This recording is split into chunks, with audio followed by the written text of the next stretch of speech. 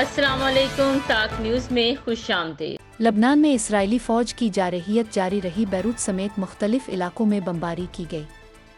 اسرائیلی فوج کی بمباری سے گزشتہ 24 گھنٹے میں مزید 28 لبنانی شہید ہو گئے۔ صہیونی فوج نے UNM مشن کی عمارت پر بھی حملہ کر دیا، جس کے باعث 4 اہلکار زخمی ہو گئے۔ اسرائیلی فضائیہ نے جنوبی لبنان کی 3 شہروں پر phosphorus bomb برسائے۔ Pakistan stock exchange میں مسلسل تیزی کے بعد آج مندی کا رجحان دیکھا گیا، جبکہ روپے کے مقابلے میں ڈالر کی قیمت میں معمولی کمی ہوئی ہے۔ سٹاک ایکسچینج کے 100 انڈیکس میں 147 پوائنٹس کی کمی دیکھی گئی، جس سے انڈیکس 95,371 پوائنٹس پر آ گیا۔ وزیر اعلیٰ پنجاب مریم نواز نے صوبہ بھر میں PSRP سکولوں میں 5,000 نئے کلاس رومز بنانے کی منظوری دے دی۔ سرکاری سکولوں میں موبائل بس لائبریری پروجیکٹ لانچ کرنے کی تجویز پر بھی غور کیا گیا۔ دوسری جانب تحریک انصاف کے بانی عمران خان کو راولپنڈی کے تھانہ نیو ٹاؤن میں درج دہشت گردی کے مقدمے میں گرفتار کر لیا گیا۔ تھانہ نیو ٹاؤن میں عمران خان کے خلاف جلاؤ، گھیراؤ، پتھراؤ، پولیس سے مزاحمت، سرکاری املاک کو نقصان پہنچانے کا مقدمہ دہشت گردی سمیت دیگر دفعات کے تحت درج۔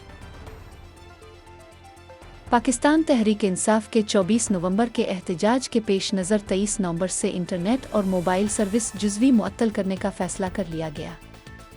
پاکستان سمیت دنیا بھر میں آج ٹیلی ویژن ڈے منایا جا رہا ہے۔ اس دن کو منانے کا مقصد بین الاقوامی سطح پر ٹیلی ویژن کی اہمیت، ثقافتی و لسانی فوائد اور عوام میں اس کے استعمال کا شعور اجاگر کرنا ہے۔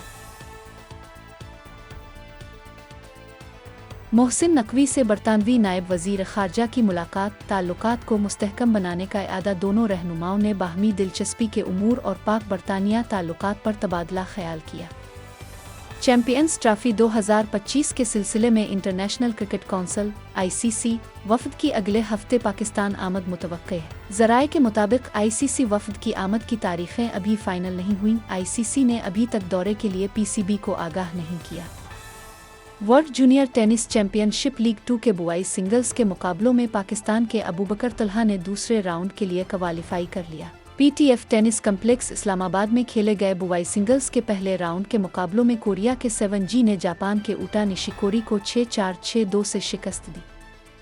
فیفا ورلڈ کپ 2026 کے کوالیفائر میچ میں انڈونیشیا نے سعودی عرب کو 2 گول سے اپ سیٹ شکست دے دی۔ مزید خبروں اور اپڈیٹس کے لیے سبسکرائب کریں ہمارا چینل اور دیکھتے رہے تاک نیوز۔